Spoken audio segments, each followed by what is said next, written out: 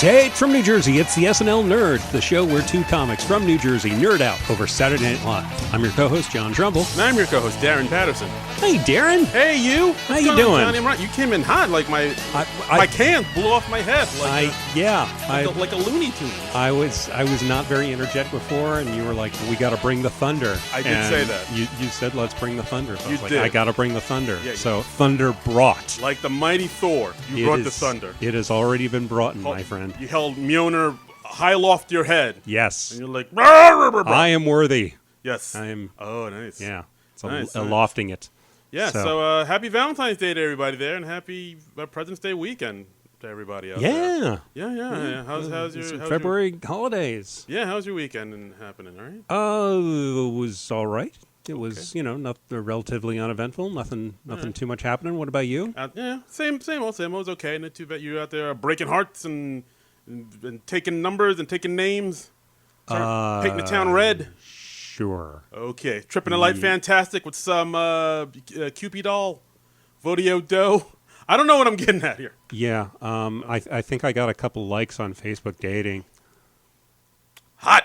Yeah. Fantastic. So, right. Yeah, go me. Wow. You're tearing the world aflame. Right. Light up the sky like a flame. Yes. Fame.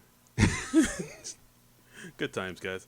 So we're here to talk about a little movie called Bob Roberts. This week was an off week, and I think we decided, let's do a movie. It's President's Day weekend. It's also an election year, so maybe we could do like a political SNL movie. Yes, and this kind of is an SNL movie because it is sort of a spin-off or something that grew out of an SNL sketch, but it's... Right. It's not one that we typically think of as an SNL movie. This is a movie that director Tim Robbins directed in 1992. It was his first movie that he ever directed, I believe. Yeah, came out September 4th, 1992. Bob Roberts, written, directed, and starring Tim Robbins. It grossed about $4.5 million. I was trying to find out what the budget was, but I couldn't find it anywhere. But all I know is it's low budget, and they did a couple things to kind of stretch the budget and get the most bang out of their buck, and we'll get into that as we. Yeah. So the description the description of the movie is as follows: Tim Robbins stars as Bob Roberts, a radical folk singer turned senatorial candidate, into satirical comedy that blends his campaign trail with singing, music videos, and scandal. Bob Roberts is a hilarious film that will change the way you look at American politics. Wow, that's very vague. Yeah, it's the whole thing. I don't know if they knew how to sell it. Yeah. That's basically the gist of it. That's basic. I mean, he is Bob Roberts. If you've not seen the movie, and it's become kind of a cult movie since its release. It didn't do that great in its release, but it's become a cult movie since. Yeah, it had like a really small opening. I mean, this came out when I was freshman in high school, and I don't remember hearing about it until maybe years later. So it had like a really small release, but since then it like you said had like a huge cult following. And researching this, it's and apparently it had a bit of a resurgence in its 25th anniversary. When I was doing Google searches in search of trivia and information about the movie, there are a few articles are found about Bob Roberts in the age of Trump, because there are some similarities. So many similarities. The character Bob Roberts, he's this hard right politician. He was a folk singer who got into politics. Yeah, he's they talk about it in the beginning. He's basically like a Fox News answer to Bob Dylan. He sings folk songs in that sort of that '60s folk song way, but he has a right-leaning slant to it. And I'd kind of forgotten how many connections to Bob Dylan this movie has. Yeah. And I'm kicking myself a little bit because I could have gotten. If I thought of this a little sooner, I could have gotten my buddy Rob Kelly to guest star in this episode because he's a huge Bob Dylan fan, and he could have given us a little more Bob Dylan context about the movie. And he's also a lefty, so I think this would have been right up his alley. So apologies to my friend Rob Kelly, but listen to his podcast about Bob Dylan, Pod Dylan. I've guest starred on an episode. Pod Dylan. I like that. It's on the Fire and Water podcast network, and it's good stuff. He does a different Bob Dylan song each week. Oh, we're doing cross promotions here. We are. He's a buddy. I want to see him do good. Okay. Well, as far as the movie goes, we see that Bob Roberts, he came out with some albums. the freewheeling Bob Roberts, Right. The Times They Are a Changin' Back, and like Bob on Bob. Bob on Bob. Yeah, they're all Right. albums, of course, named after Bob Dylan albums. I think he like self-released them because I don't think he was signed to a label. They're on his label, the Pride label. The Pride label, exactly. Yeah. And even though like a lot of the news outlets and music reviewers saying it's terrible, kind of anti-hippie stuff, he still somehow managed to gain a following. And of course the Rust Belt states. They give the backstory of the character early on, and he was like raised by he was born in a hippie commune and raised by like these two hippies, right? And then he runs away from home as a teenager. He enrolls himself in military school, and the way that Bob Roberts presents it is, oh, I pulled myself up by my own bootstraps, and I got myself into school. And then they cut to his mother saying, well, that's not quite true. He forged my signature on a check. Yeah. And then he goes on to Yale, and then he goes to Wall Street, and he becomes this big insider trader. Right. And so he presents himself as this self-made man. He's not quite that. Right. He presents himself as like a folksy type of, right-leaning dude, but behind the scenes, he's really just a businessman. Right, and the movie is presented as a fake documentary, a mockumentary. Yeah, they even open it with saying that this movie is a documentary by Terry Manchester. Right, who is this British filmmaker who is following the Roberts campaign around, because he's campaigning for a senatorial seat in Pennsylvania. The movie takes place in October of 1990, which is the last month before the election. Right. In real life, there were no senatorial seats up for election in Pennsylvania. Oh, no. So that's a little dramatic license there. Okay. And then they introduce the people who are on his campaign. His campaign chairman is Lucas Hart III, played by the late great Alan Rickman. Yes, and he is just so slimy instantly. Like immediately. When you first see him, you have a visceral dislike for this guy. He's just very. He's doing that Alan Rickman thing. And very Snape-like. Yes, he's just this smug, slimy snake. And speaking of smug, slimy snakes, go on. We also have Ray Wise, the great Ray Wise, who you might know from Twin Peaks, and he's got a line of credits a mile long, but Twin Peaks is probably what he's best known for. He was Leland Palmer on Twin Peaks, I believe.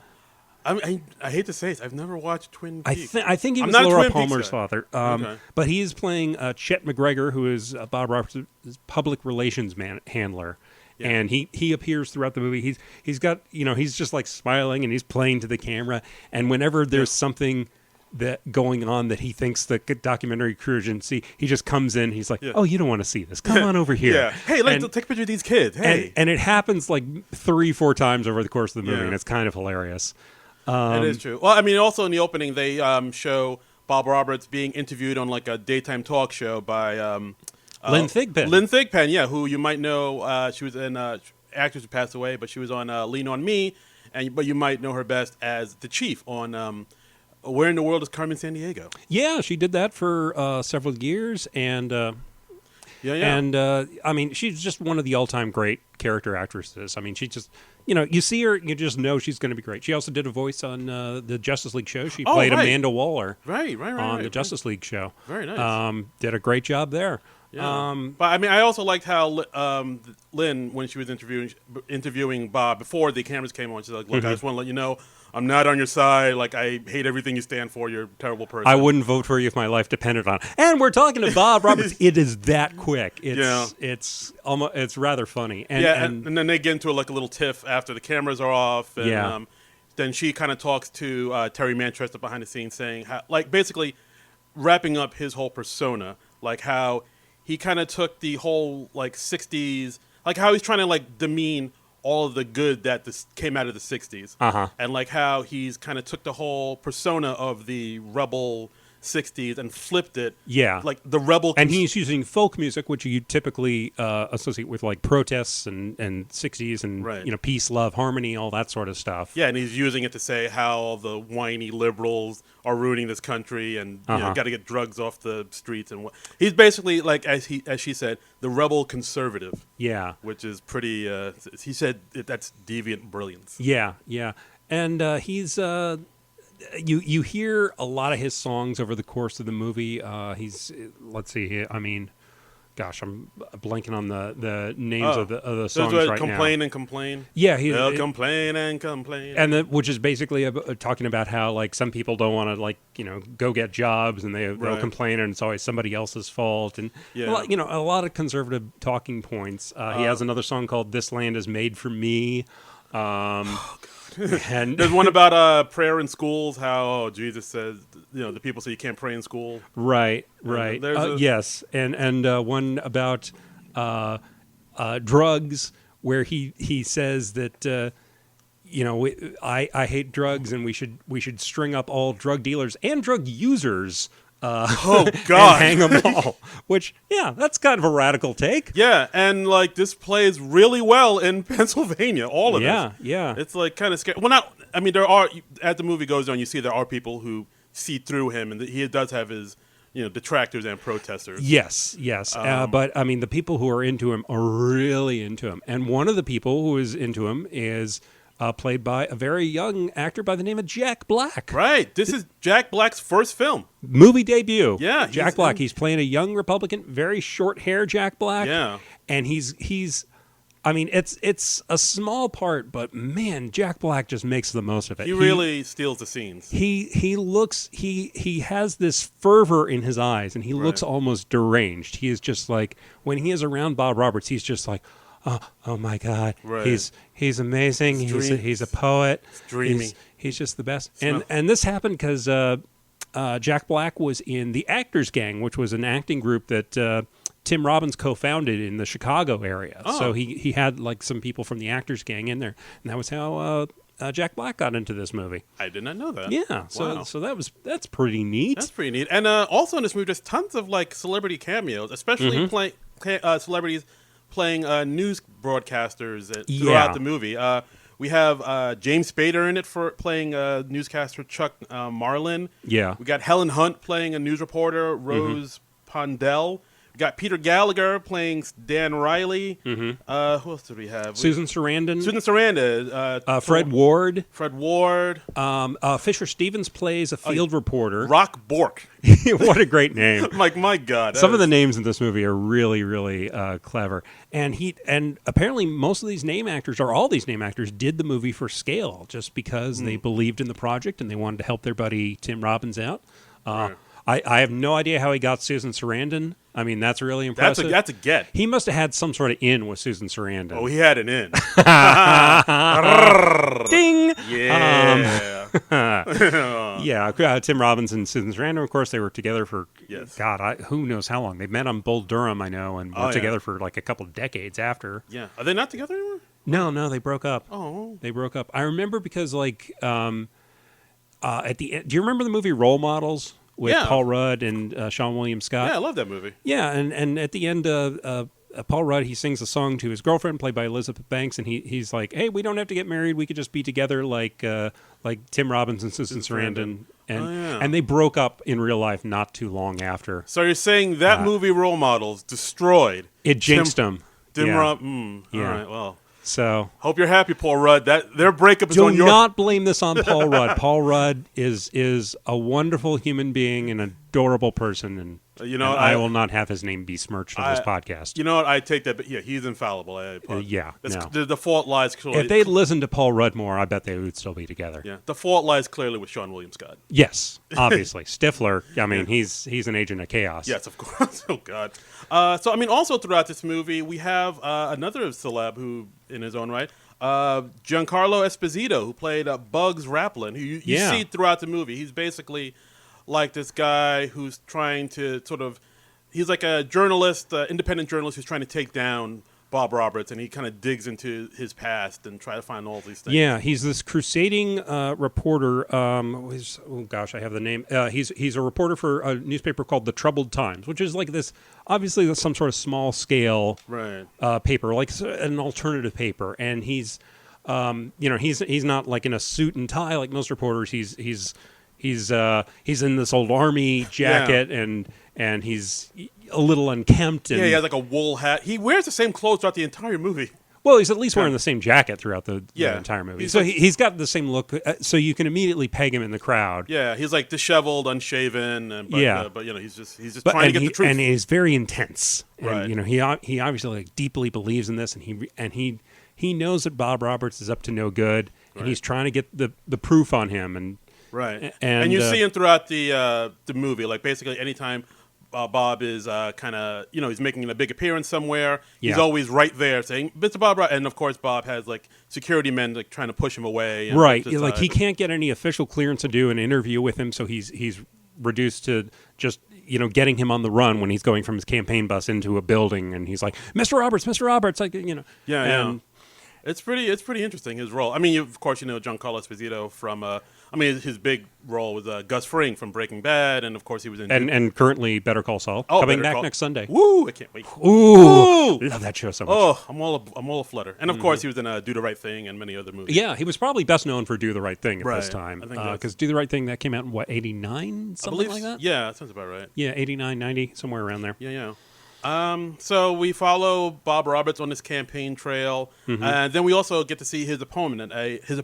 Oh yes, an incumbent Democratic senator. Yes, by the name of Brickley Paste. Was that it? Yeah, these names. I don't know where they come. What a great name that is, Brickley Paste. Yes. Played by Gore Vidal, another great name. Yeah. Who?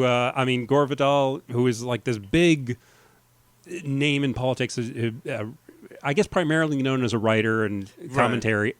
Big guy in the left. Yeah, very much so. And we kind of get to know him. He's like the one who's leading in the polls against Bob Roberts, but then he gets caught up in this scandal where there's this teenage girl coming out of his car, and then there was a picture taken, and people saying, "Oh, that has like a teenage mistress," something like that. Yeah, he had an affair with a teenage campaign worker, and Paste explains, "No, that was like a friend of my granddaughter's. I was giving her a ride home. My granddaughter was cropped out of the picture, right? But it never seems to.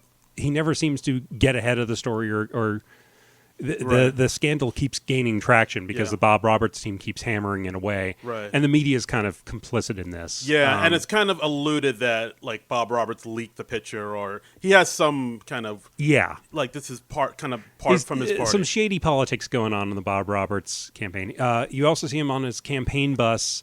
Bob Roberts and they're doing stock trading all day on the campaign bus. Yeah. He's got a whole team of people. They've got these big bulky early '90s computers. Oof, my God. And then the ticker tape, the ticker tape running through on the bus. So it's very high tech for 1992 or 1990 when the movie takes place. Fancy times. You see Harry Lennox there, has one of his men, the great Harry Lennox. Yeah, it's pretty crazy. Yeah, and and Bob Roberts, he's talking at one point about how he didn't lose money in the stock market crash, which was, I think, 87, if I remember correctly. Oh, yeah. And he was like, well, the smart money got out ahead of time. And from his description, you basically figure out the guy's an inside trader, but he's not saying it in so many words. Yeah, there's a lot of underhanded things happening, especially with Lucas Hart. And like his whole thing about like Broken Dove. And whatnot. Yeah. There's an organization called Broken Dove, which is like this anti-drug organization. But Bugs Raplin, he's trying to get the goods on them, and he says that they were mixed up in Iran-Contra, and they were running guns, and they found traces of cocaine on one of the transport planes.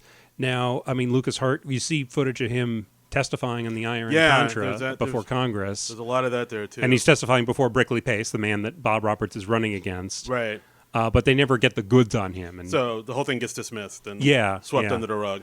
Yeah, and we never really find the positive truth about that. It's very shady. And as the movie goes on, we see that with Brickley Pace and Bob Roberts do have like that debate.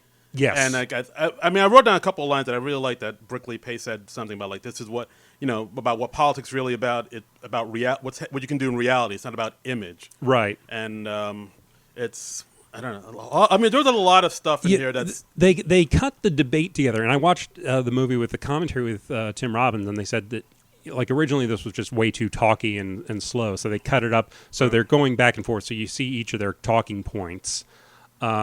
And you see that Bob Roberts is a much more dynamic kind of personality and much more media savvy than Brickley Pace is. Brickley Pace, he's this guy who's been in Congress for 30 years, and he's basically what we see of him. He offers up a lot of platitudes and things like, well, let's get the country moving, and let's work on healthcare, let's work on jobs, let's do. But he never really offers any concrete solutions. Right. So he's very kind of set in his ways, it seems like. Right. And that's the film, I think, implies kind of that's the problem with the Democratic Party. Yeah.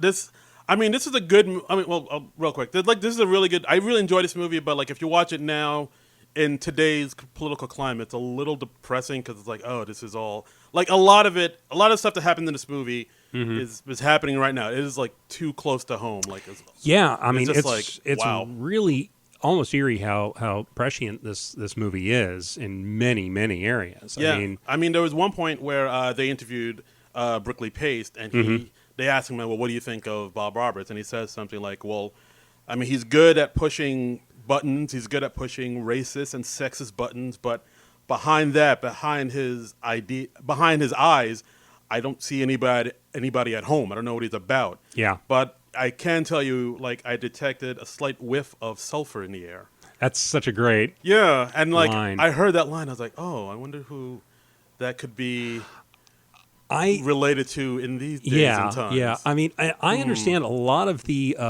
interview segments with the Brickley Pace character. It's really just them interviewing Gore Vidal, and it's Gore Vidal talking about his ideas about politics and the political landscape of the 1990s.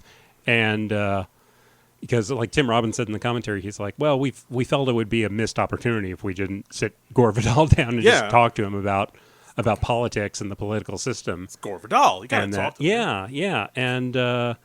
And so they just found an office, and they said, hey, can we dress this so it looks like a senator's office? And they put like a flag, and it's like kind of a tight shot, but yeah, so it's just Gore Vidal talking about politics, and it's fascinating to listen to. Yeah, can we just chat you up?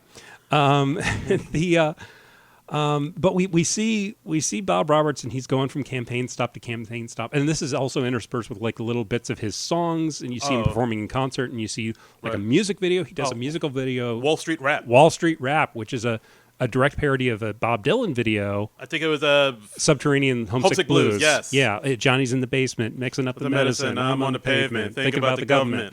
Look out, kids! And it's that famous video where Bob Dylan has the poster board, and he's just flipping the cards all through it. Right. And you see Bob Roberts, and he's doing this, and he's talking about just getting rich. Right. And he's got like dancers, like 16 female dancers, and it's choreography. He has fly girls. They're it's very sort of Robert Palmer video. Them dancing around these leggy dancers, and then there's like two of his guys with big money bags, and we also see Bob Roberts. He's at a beauty pageant. Oh yeah, the beauty pageant, the Broken Dove beauty pageant, and there's a little tribute to this, a Spinal Tap in there, where they get lost and they're on their way to the stage, and they can't find their way to the right room. And for this whole thing, and it's this long tracking shot, but like a 3-4 minute tracking shot, where Bugs Raplin is tracking them the whole way and asking them questions about transport planes that.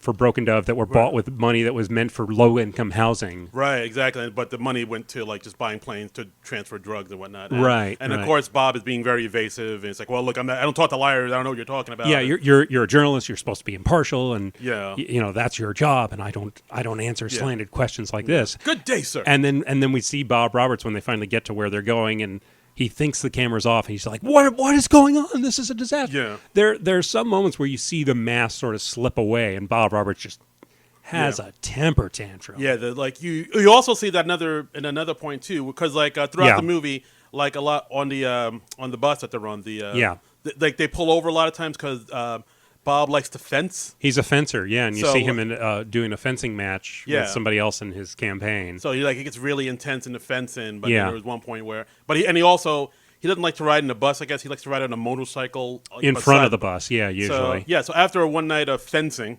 and he gets on a motorcycle, but he gets into an accident. He falls over. Yeah, he falls off his motorcycle. Yeah, because he runs off in a tantrum. Yeah, and then like everybody runs to him, and then he's just screaming and heart. Yeah, like you see the demon behind the friendly folksy mask. And it's a very interesting shot too, because they of course they have a stuntman fall off the motorcycle. You're not going to risk your lead actor and director and do that. So like what happens is Tim Robbins, he steps off screen for a moment, and then and he's in his fencing uniform, and then he has the motorcycle helmet on, and then you see the stuntman come in, flip over on the motorcycle. The camera, that's a little chaotic because there was an accident, and during those few seconds where the Bob Roberts character is off screen, they switch it out so we get Tim Robbins back in there. It's very cleverly done. The old switcheroo. Because like you watch it initially, you're convinced it was Tim Robbins, and then you watch it a little more attentively. You're like, oh, that's how they did it. So that's very neat. The magic of movie making. Movie making. It's really neat, and we see a little bit of the beauty pageant, and one of the satirical touches that I love was they have it's a Pennsylvania beauty pageant. I guess it's supposed to be for like Miss America or something, but there's another Trump connection, the beauty pageant thing, which is. It's just weird because I think this might have been before Trump even bought the Miss America pageant. I don't remember exactly when that happened, but I mean, this came out in '92, so it might have been.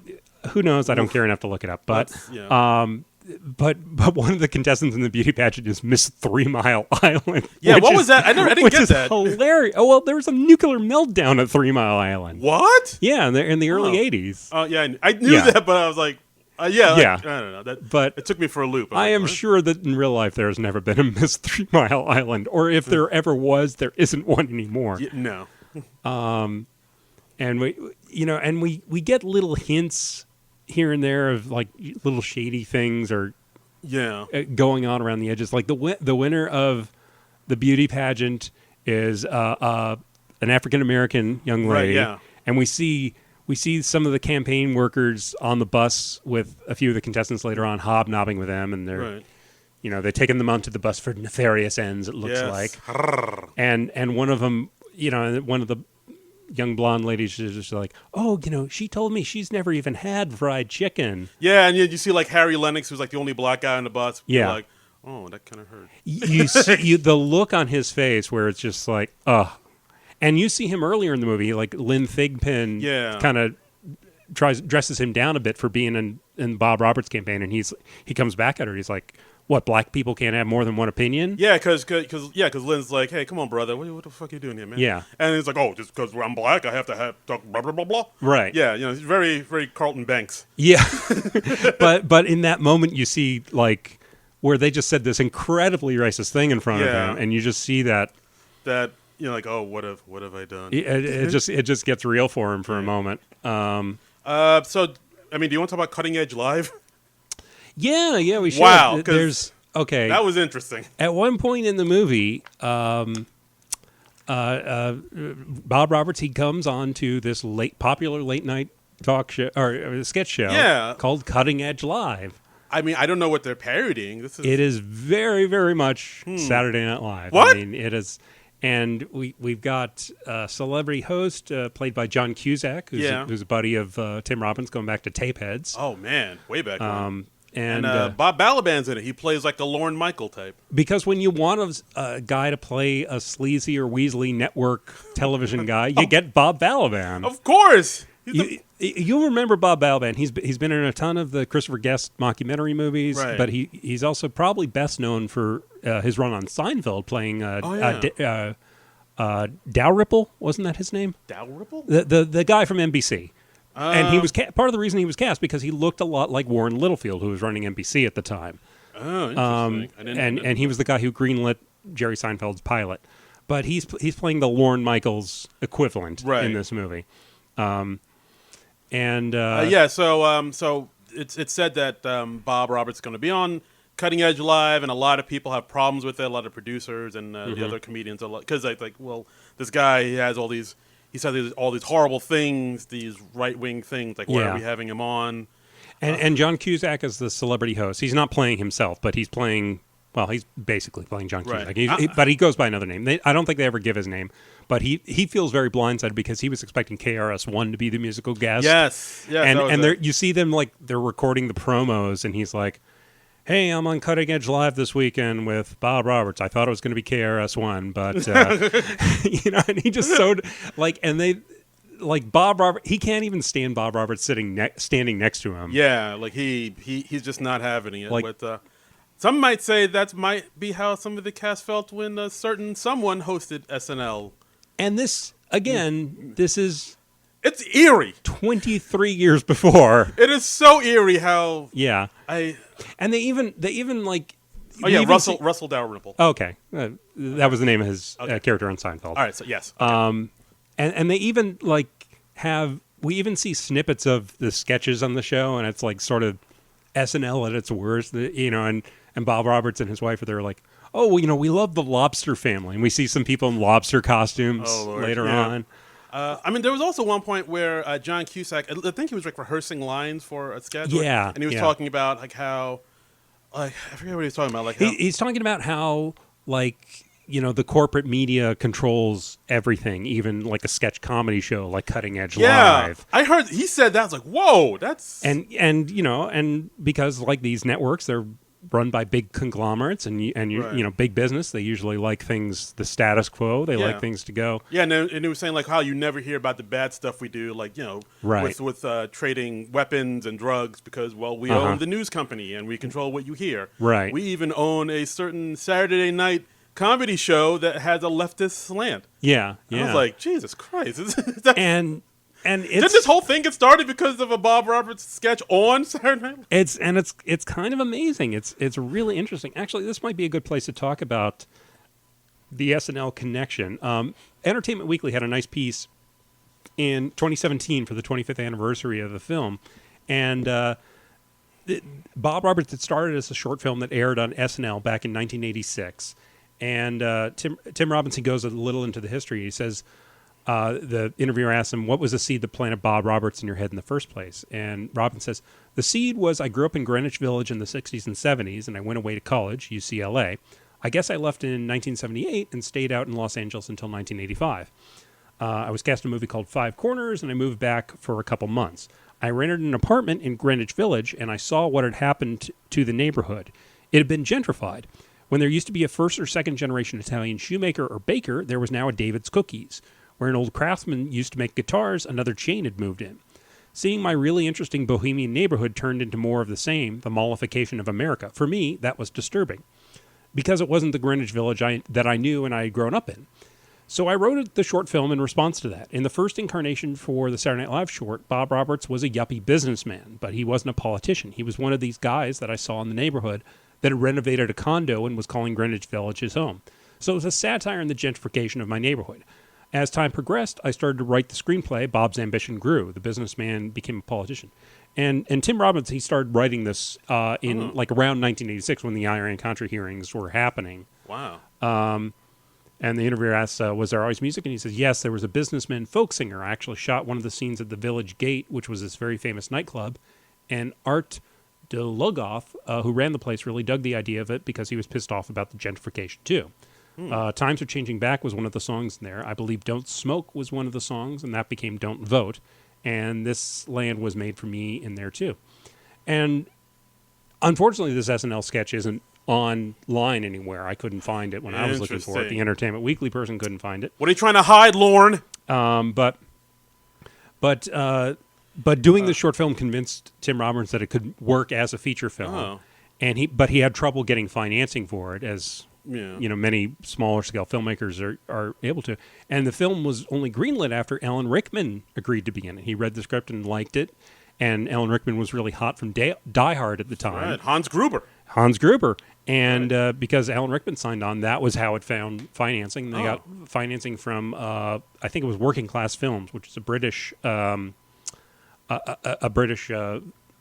that's done a lot of films. I think like Four Weddings and a Funeral was one of theirs. Oh.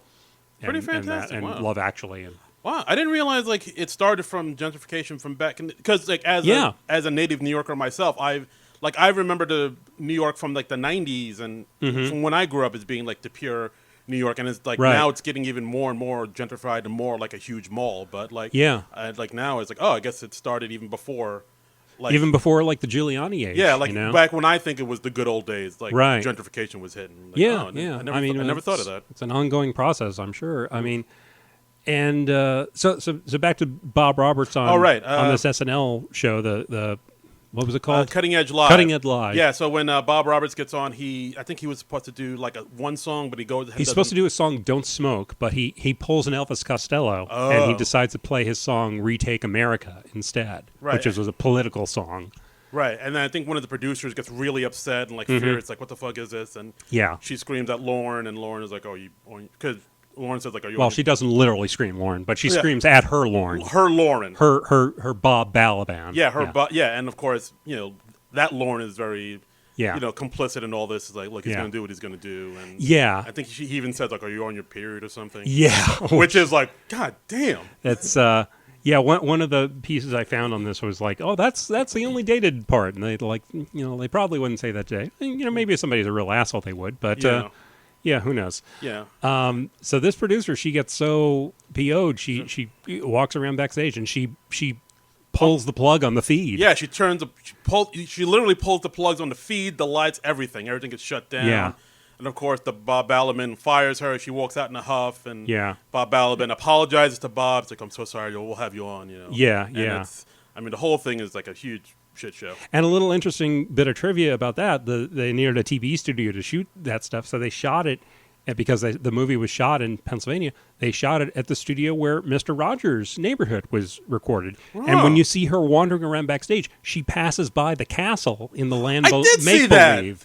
Yeah. I thought I saw that. I was like, is that what I think it is? No, it's the Mr. Rogers Castle from the land of make-believe.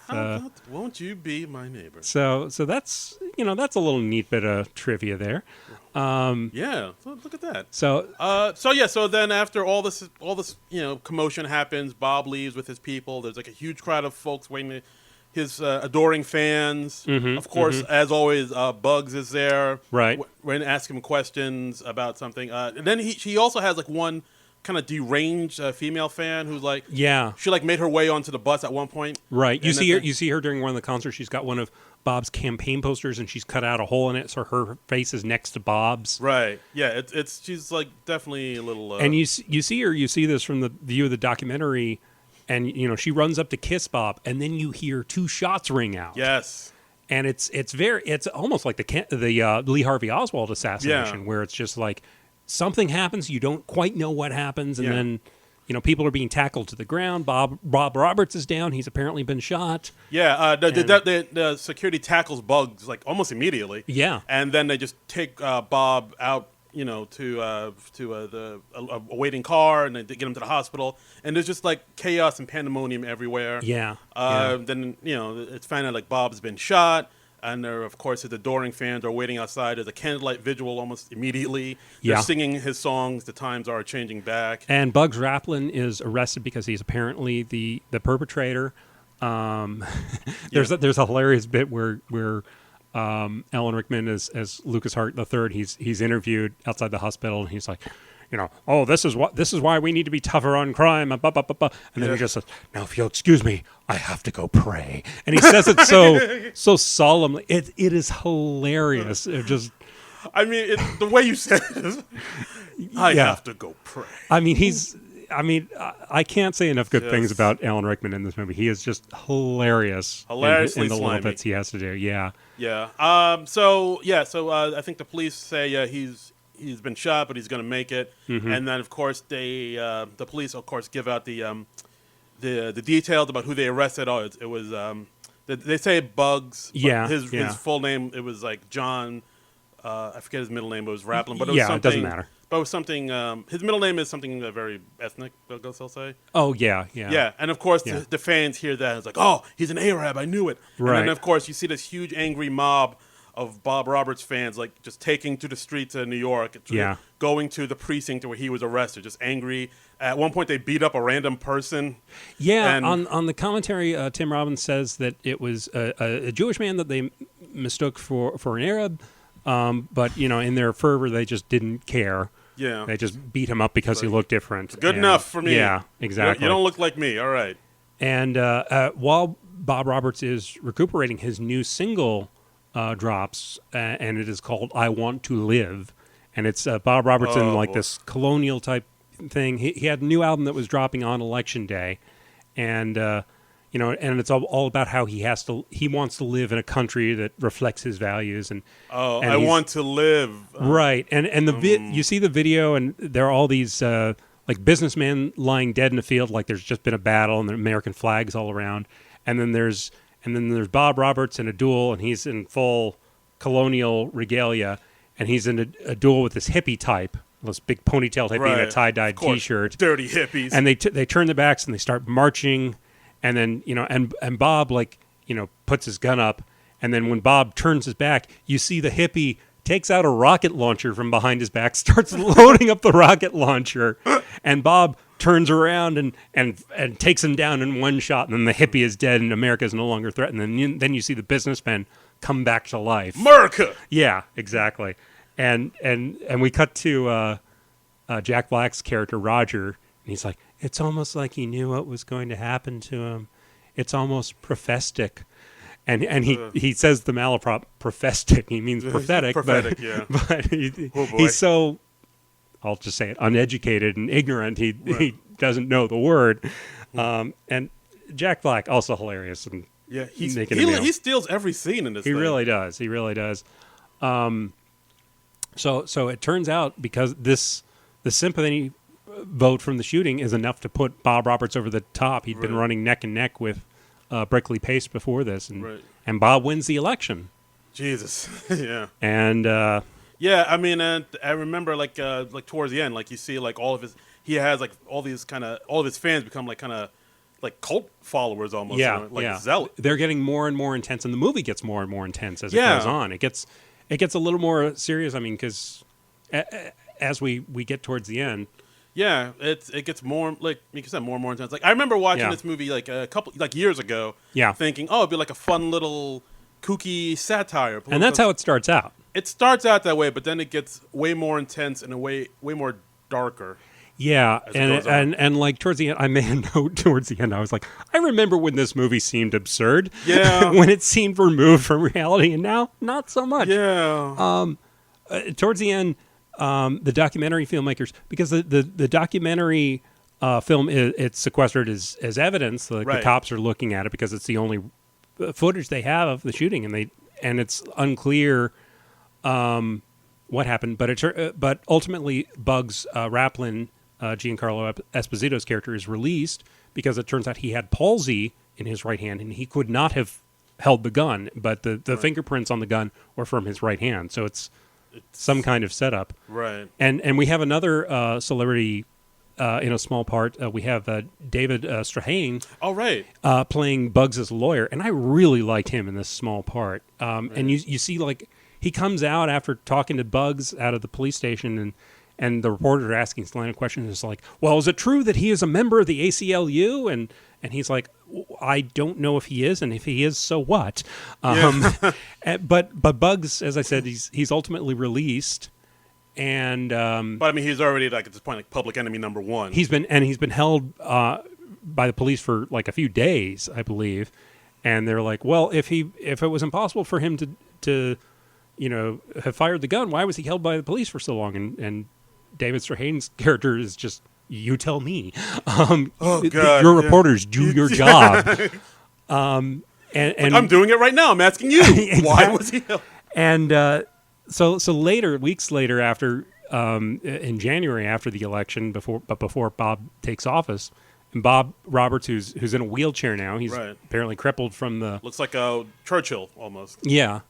They call him to Bob's estate so they can watch the footage of the assassination attempt, and we also have Bob Roberts answering get well cards from constituents and stuff. There's one from like a little girl who's like 7. She's like, Bob, I know it's not February yet, but will you be my Valentine? He's like, oh, that's sweet. Oh, let's send her a note. And oh, thank you so much for the get well card. It really lifted my spirits. And don't do crack. It's a ghetto drug. And Jesus. Because, you can't write to a 7-year-old without putting something racist in there. It's a ghetto drug. It's a ghetto drug. That is literally what he says. Oh, God bless him. God bless America. There's one moment in the scene where they're watching the video of the shooting where my jaw was agape, where one of the characters reading the cards, the well wishes, get well cards, one of them literally says, "Make America Great." Get the fuck out of here. Literally happens. I am not shitting you. Oh, and I was just like, I mean, look at my notes. It literally says, "Make America Great." All caps, yeah. Yeah. Look at that. That blew me away. I could not believe that. I mean, I thought this was on the nose before, but we live in satire. we live in satire. We live in satire. We really do. But also during the scene, one of Bob's campaign workers that we've seen throughout the movie, Dolores, she gets very drunk and she's just kind of bad mouthing and she reads like a harsher note, like, and there's obviously something up with her. Something's not quite right. And not on the level. We learn later that she quits working for Bob Roberts, and we see the documentary team. They're trying to corner her in the parking garage and say like, "Well, why did you leave?" And she's like, "I can't say. I don't have anything to say." And we're like, something's up. Yeah, and it's a little suspicious. Gotcha.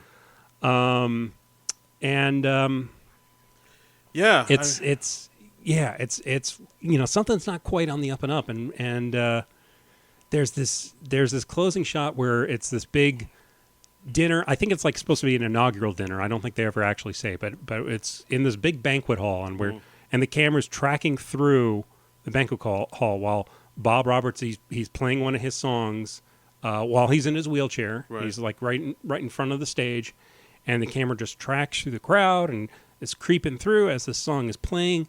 And then finally, it's getting very close to the stage, and it's almost up on Bob Roberts, and it zooms in on Bob Roberts, and you see him tapping his foot to the song, and he is supposed to be paralyzed from the waist down.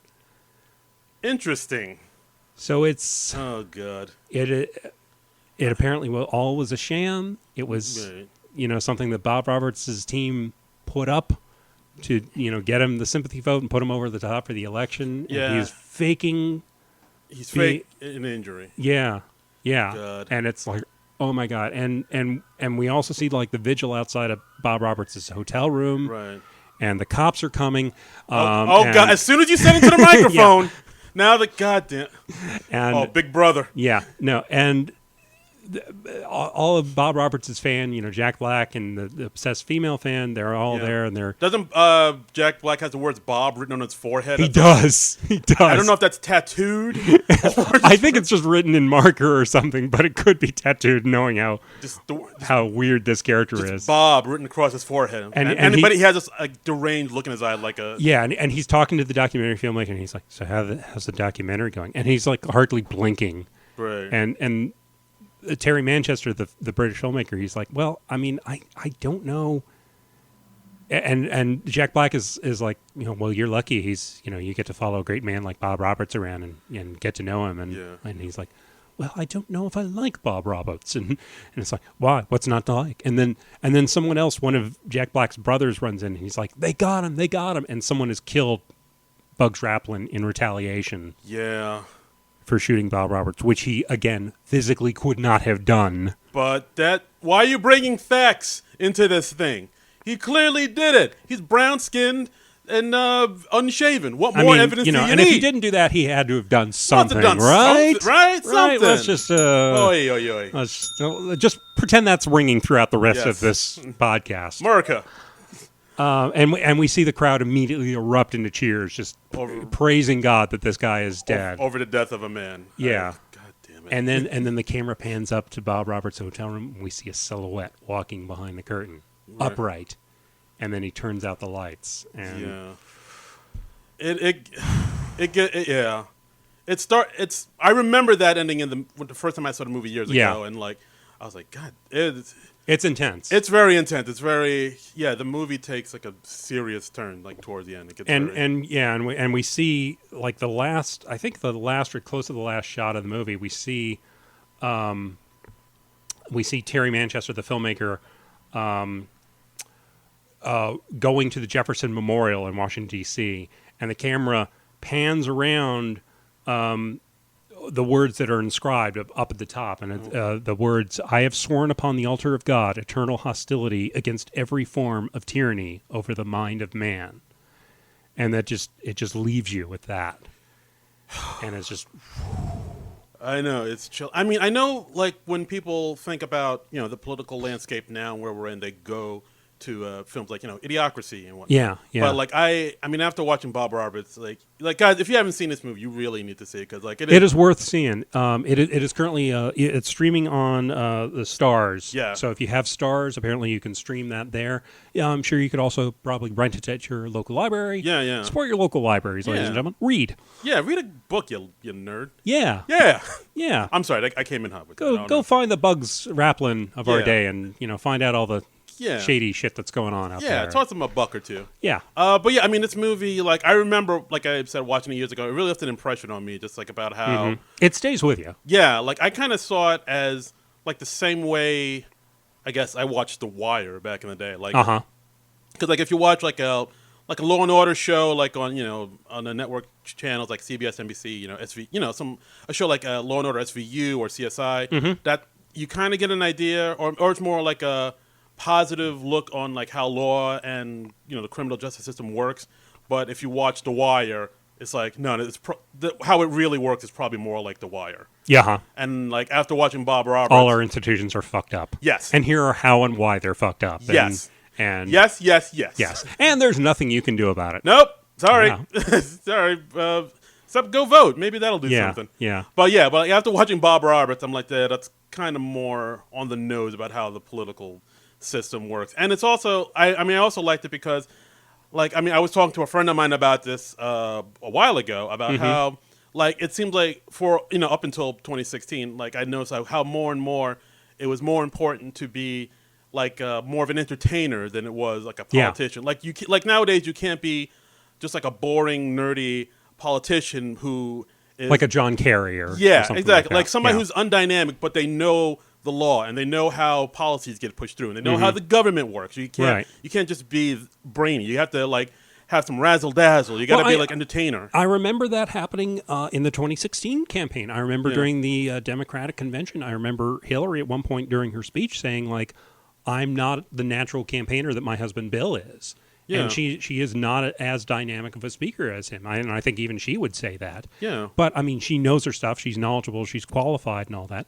But Bill Clinton was, like, he had the force of personality. Yeah, he had the swagger and, like... He's playing the saxophone on the Arsenio Hall show. He looks good on TV. He speaks well. And yeah, I mean, I don't know if maybe all this was happening, like, way back since maybe that John F. Kennedy Nixon debate, like when they first had televised debates, and you see Kennedy looking all young and confident, you see Nixon all hunched over and sweaty, and because I mean the thing I remember hearing, and maybe this is anecdotal, maybe it's an urban myth, but like the people who listened to the debate, the Nixon Kennedy debate on the radio, thought Nixon won. Right. But the people who watched it on TV thought that Kennedy won because, like, apparently Nixon didn't want to have any makeup on TV, so he looked very bad, like sweaty and like worse than usual. And like Nixon wasn't a pretty boy. Let's just leave it. And Nixon and John F. Kennedy, who's one of the most charismatic politicians of all time. Yeah. I mean, you still look at footage of Kennedy and you're like, oh my God, what is happening here? I feel tingly all over. I'm feeling feelings. But. And Nixon needed all the help he could get against that guy. He needed a lot of work. But Nixon, I think, was just like he was probably the generation. Oh, I'm not wearing makeup. I'm not gonna play that game. What you see is what you get. I'm genuine. Yeah, and people didn't want to get that. No, and Ronald Reagan, he was a charismatic guy. He was an actor, and so he had that working for him. And yeah, so maybe it's been happening since then, where like you have to be more of an entertainer than a politician. But like it wasn't until like this last election, 2016, where being an entertainer was even more important than being a politician. Yeah. Like, yeah. I mean, we were literally elected a guy from a reality show. Yeah, a man whose first job in politics is president of the United States. First job in politics. I know. It's nuts when you think of it. Yeah, it's... I mean, politics, and I may have even said this before on the show, so forgive me if I have, but politics is like the only field, it seems, where lack of experience is considered some kind of virtue. Yeah. Where it's... And I always say, like, if I went on a job interview, if I wanted to be like a heart surgeon and I walked into an operating theater and I was like, hey, don't worry, I've never operated on anybody in my life. Do you think they'd let me operate on that guy? Here's a scalpel. Yeah. No. Yeah. Hey, I've never driven a semi-truck. Could I have this job driving a semi? Why, sure. What could go wrong? But somehow in politics where it's like, don't worry, I've never held office. I'm not one of these. I mean, there is something to be said for politicians who are too entrenched or do nothing or whatever. I mean, but. Yeah, I think basically what happened was like people kind of are at that point where they don't trust like what the stuff they've been fed. Like what a politician should be. Right. Like, like a man who brought himself up by his bootstraps. I'm a good Christian man, right. Married my childhood sweetheart, got 3 wonderful kids. I mean, that is always what we want to believe.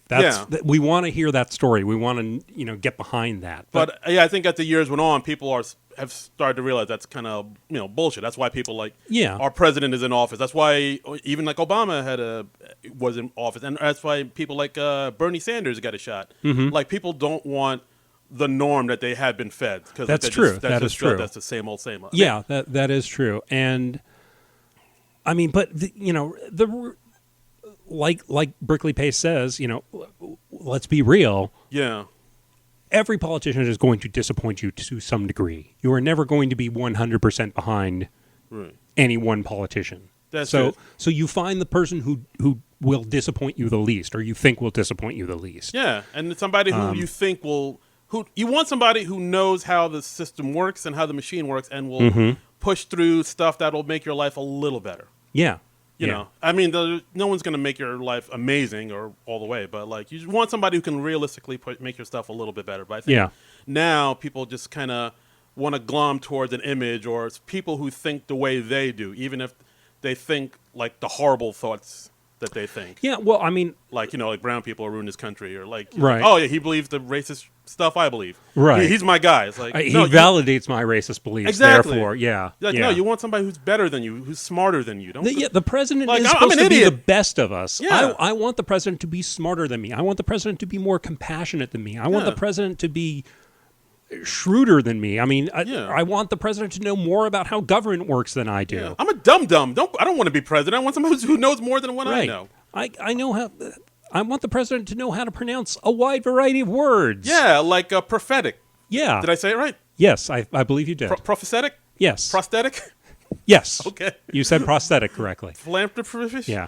Prophetic? Okay, now I'm just Bob. I mean, I want all that good stuff, and like I don't want an entertainer. I want a boring dude or woman who knows how the system works and can like make things better. I want a policy wonk at this point. Yeah. I want somebody who is like, yes, I am ready. I'm prepared. I have studied for this my entire life. Right. I am ready. To quote Elizabeth Warren, I have a plan for that. Practically everything she says, I want a plan for that. I mean, and that's right now at this moment in time, I am supporting Elizabeth Warren. That is my personal opinion. You. Far out, but we want people who want plans, not just Twitter followers and have a great Instagram prep. But you know what? If it's not Elizabeth Warren, I'm still gonna vote for whoever's on that Democratic ticket because here, yeah, absolutely. And we're putting our opinions straight out there. That's right. I mean, sorry, all you Republican whatever have you. Don't be a sensitive snowflake. Yeah. I don't know. I try to be the bad guy. It doesn't come out quite. But and that's Bob Roberts.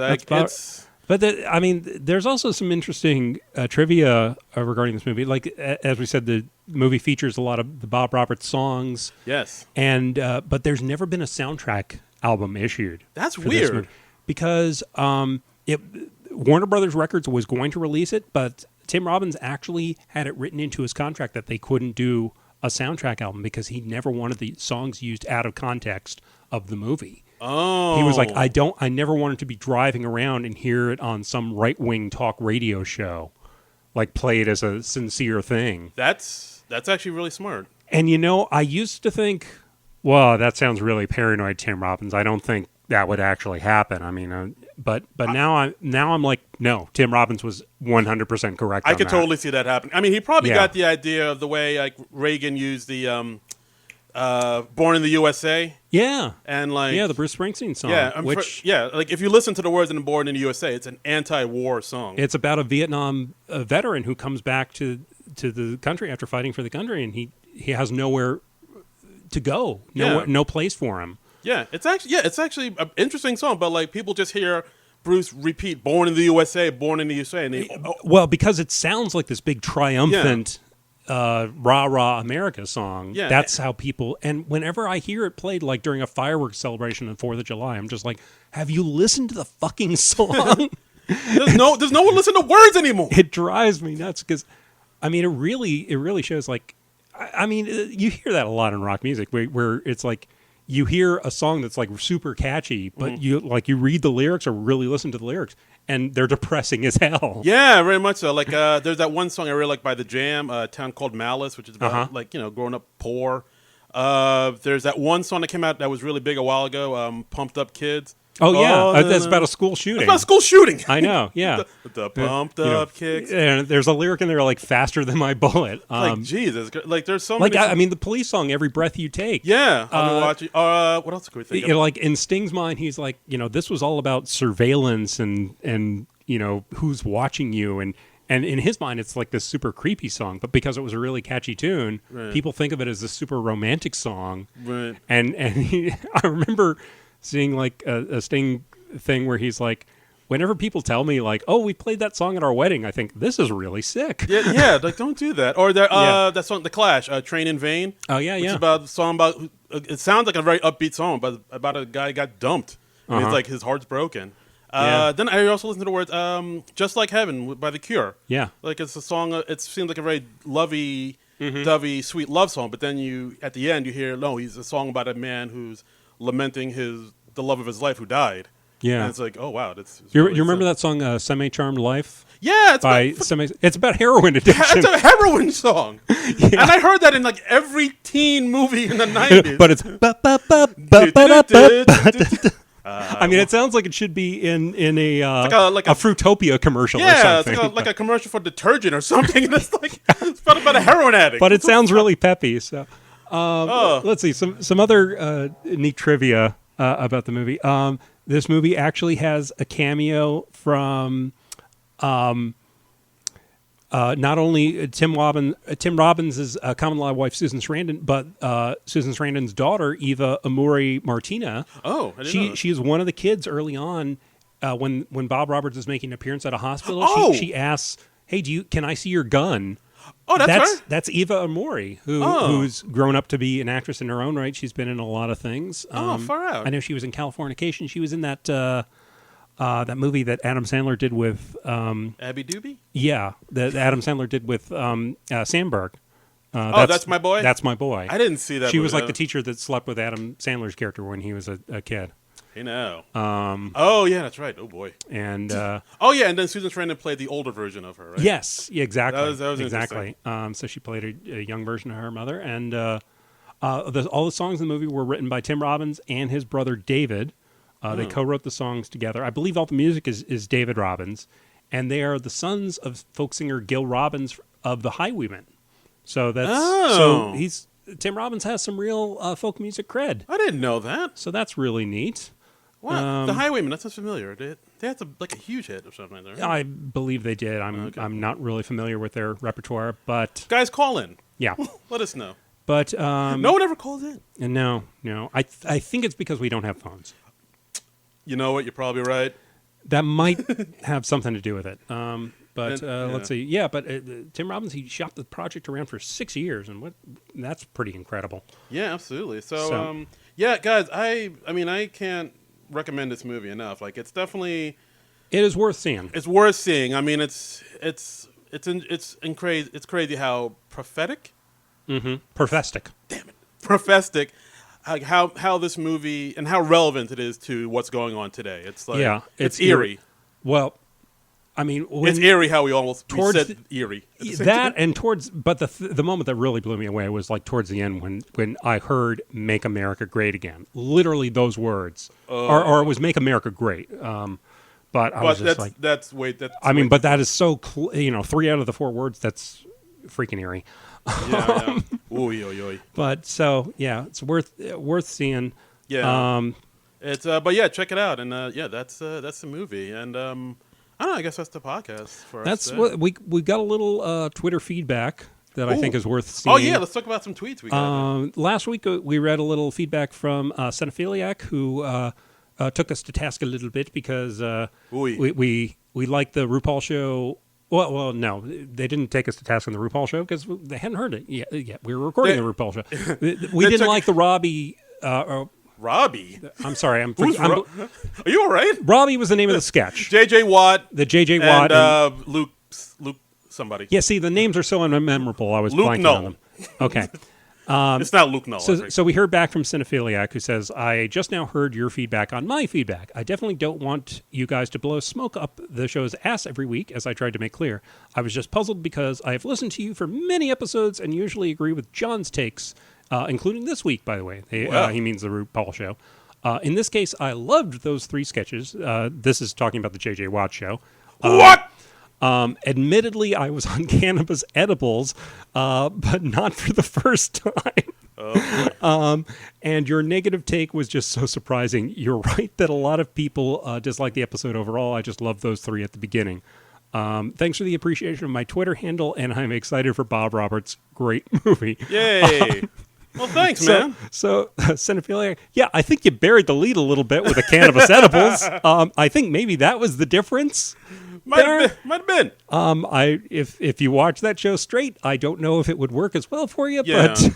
But watch it straight and sober, and then let us know if it holds up. Well, I mean, everything's awesome on edibles. Yeah, but I mean, so I hear. No judgment. I don't know. I've never watched SNL on cannabis edibles or done anything on cannabis edibles. So, all right. but I thought that was very amusing. And we also heard from your sister Yes. Melanie about she had lots of things to say about the RuPaul show. #1 RuPaul fan. Yeah, and she gave us lots of information. She came about in hot. That. She did. And she did confirm that one sketch that really confused us was a Designing Women reference, and she even gave us the clip. Right. So, like, if you were a fan of Dixie Carter in that one scene she had in that one episode of Designing Women, that a show that ended in 1993. Yes, that sketch was for you. Yes. That is such a narrow. Well, it was like I said. It was like most people won't get it, but the people who got it, they got it. Yeah. They got it so hard, you know. Yeah. I mean, I'm almost in awe of it. I was like, I'm not even mad at it. Yeah. No. It's like, all right. No, because I mean, you know, it wasn't particularly for us, but that's okay. There'll be another sketch coming around that is for us, and that's okay. That's right. That's right. But yeah. So what did my sister have to say? She said like a. Oh, I don't have it up right now. I thought you were going to get it. Oh, it's your sister, for God's sake. Son of a beast. All right, wait, hold on. Well, I mean, I know one thing she mentioned. Like she was wondering when are we going to do Ghostbusters, which we'll talk about that. We can talk about that some other time. Our plan right now is to do Ghostbusters when the new Ghostbusters movie comes out next summer, because SNL will be off. Our plan is we are going to cover Ghostbusters 1, Ghostbusters 2, the female remake of Ghostbusters, and we're even talking about covering the Ghostbusters video game, which just for shits and giggles. So we are going to have a Ghostbusters month right. I mean, on the SNL Nerds next summer. So don't you worry. Yes, just hold your horses. It's coming. Look, we're both huge, I think I can say we're both huge fans of the original Ghostbusters. Absolutely. All-time comedy classic. Yeah, so we want to do this right. We're not just going to half-ass this and do it Russian. Mm-hmm. It deserves a big platform to be presented on. Yeah, and I think we're going to get some guests as well. Oh, hot damn. Oh, I found another couple tweets while you're still looking for Melanie's tweets. Here I got it. Sarah, who's at Conscious Deer 88, when we posted up the RuPaul episode, she replied, "Yay, something to listen to while stuck at work all night." And the non-pro account replied, "Forced listenership is our #1 demographic." And Sarah said, "It's definitely willing listening, and it gives me a chance to drown out both my coworkers talking and the sound of loud machinery. So that's nice." Oh, there you go. So thank you for that, sir. We're happy to hear that we made your workday a little bit easier. And I can definitely relate to that. I've listened to a lot of podcasts at my day jobs. That's how I get through the day. It really does help. Can't be alone with my thoughts. Yep. So my sister tweeted saying Darren was right on the money with the designing women reference. That shit was hilarious. Every gay man and woman that grew up in the 80s knows that scene. Dixie Carter's character was Julia. Dixie Carter's character was Julia, was a meanie, but when she overheard a bitch talking trash about her sister, she went off. The Reed skit was too much. Holy shit, that skit was for me and queens, not you cis men. That's us. That's cis, C-I-S, not cis like sissy. Yes, or sister. Or whatever. Right. That was my sketch of the week. Reading is the same as roasting. Same animal. Here's a clip, and she included a clip of reading. Also, here's me with one of my faves, Alyssa Edwards from last Drag Con I attended. You're welcome. Yeah, my sister gave us a picture with her with a drag queen. Okay. Now I will answer any questions that came up. It probably takes RuPaul up to 3 to 4 hours to get camera ready. He could do a quick drag, but he has a rep to protect. Can't look like trash.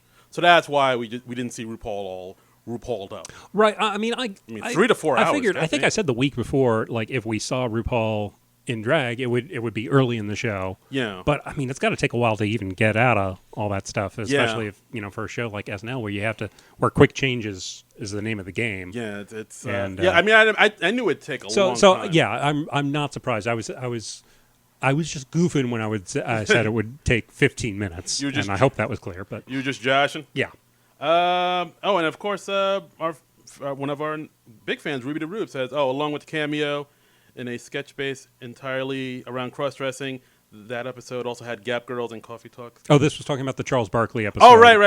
Where Nirvana was the musical guest. Right. So where if you see pictures of Kurt Cobain with RuPaul, that's where they come from. Yeah, so RuPaul was on SNL back in '93, and there's even a picture of her holding...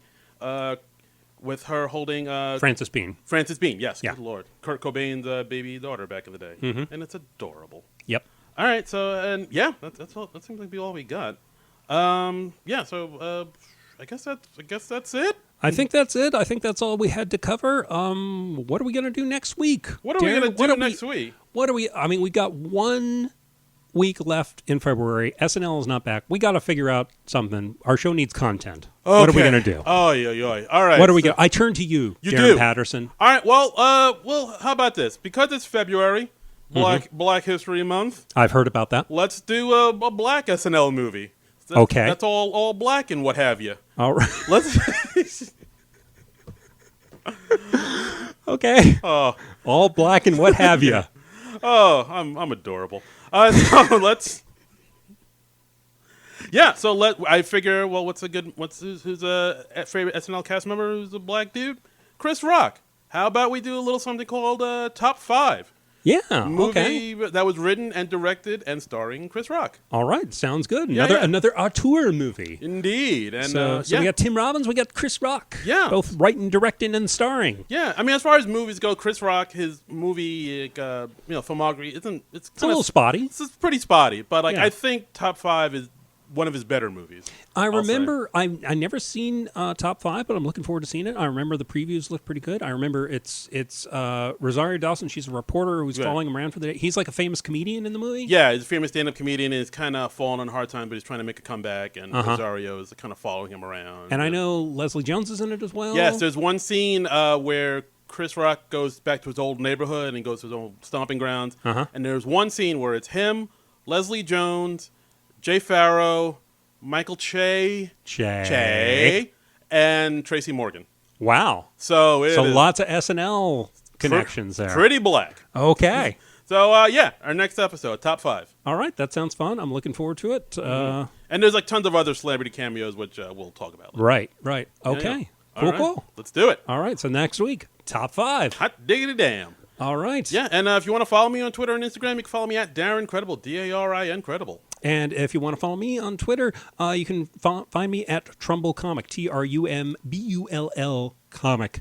And if you want to follow the show, we are at SNL Nerds Show on Twitter. Right. And please follow us at Non-Productive, Non-Productive.com. Follow Non-Productive Twitter page at Non-Pro. And if you want to contribute money to the show, help us keep the lights on here so we can still record the show, keep giving you guys all this fun, free content. Yeah. You can find our Patreon and contribute there. Yeah. non-productive.com/Patreon. And you can just indicate you're contributing for the SNL Nerds because you love us so much. Yeah. And please, also another great way to support the show, give us a rating and a review on Apple Podcasts or wherever you listen to podcasts. We haven't gotten one in a few weeks, and we would love to read another one. We'll always read that on the air. But yeah, please let us know. Yeah, what the hey, man? Let's get some reviews up in here. Okay. So I think that is about it. Do we have anything else we need to say? That's all I got to say. Okay. Well, please go out and vote in your primaries. Vote in November. Just vote. Just please. Do something. Please help us out. You lazy sack of so-and-so. If for no other reason than to keep us from talking about this crap every damn week. Yeah. Think about us and what we're going through. Exactly. Yeah. Really, that's what this election is all about, us. This country is for me. Yes. Like Bob Roberts, I tied it all together. Yeah, we came full circle. I tied it all together. But so we'll see you next week with Top 5. But until then, Nerds out! This has been a non-productive media presentation. Executive producer, Frank Hablawi. This program and many others like it on the Non-Productive Network is distributed under a Creative Commons Attribution Non-Commercial No Derivatives license. Please share it, but ask before trying to change it or sell it. For more information, visit non-productive.com.